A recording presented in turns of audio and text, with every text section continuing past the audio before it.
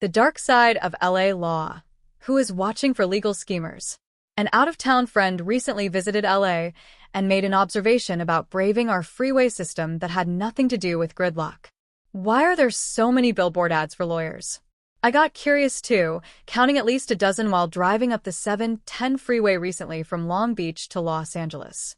My colleague Caroline Petro-Cohen explained the business reasons, including growing market demand, for the bonanza, quoting one expert as saying, "There's probably more ads for lawyers now than ever." But do all these billboards say something larger about LA and our civil courts? Over the last few years, The Times has devoted quite a bit of investigative reporting muscle to the dark side of the civil bar and those who exploit it for personal gain.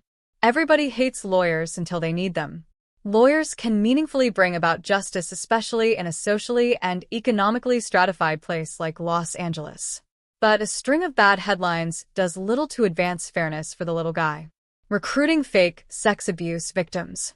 Times reporter Rebecca Ellis spent 2 weeks outside a county social services office and found people who said they were paid to join a massive sex abuse settlement. For now say they were told to make up their claims. The stories are wild. Just consider this one.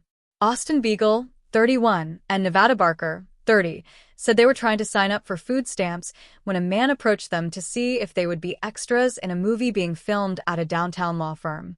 The pair, who had recently arrived in Southern California from Texas, agreed.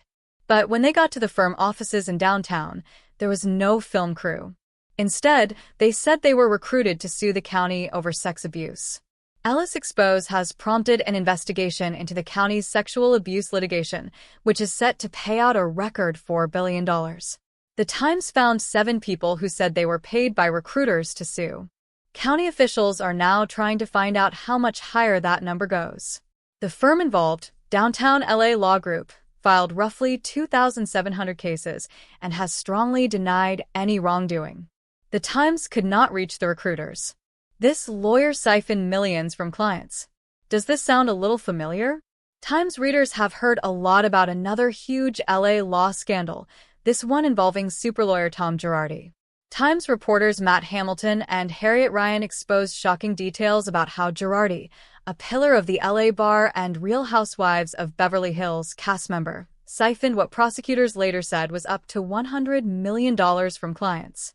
But even more shocking is what they discovered about a system that repeatedly failed to stop the fraud. The State Bar of California, which is the watchdog agency for lawyers, admitted in response to a Times lawsuit that it had received 205 complaints alleging Girardi misappropriated settlement money, abandoned clients, and committed other serious ethical violations over 40 years. Girardi managed to seduce state bar officials, including executives, investigators, prosecutors, and judges, with free legal representation, private plane rides, and invitations to gala parties. Other attorneys knew of his wrongdoing, but did not report it to authorities. Oversight of lawyers hasn't always been strong, but can make a difference. Trial lawyers have long been one of the most powerful groups in California politics. But these scandals underscore that meaningful oversight is essential. In the wake of Hamilton and Ryan's Girardi reporting, California regulators imposed new rules requiring attorneys to report misconduct by their peers or face fines and discipline. LA County officials earlier this month vowed a larger investigation into the legitimacy of the sex abuse settlements and set up a hotline where the public can leave tips. Ellis reporting has also put new scrutiny on high-volume law firms. The sex abuse scandal has also forced a reassessment by some officials of a California law that when it was passed seemed like a meaningful way for victims to finally find some closure.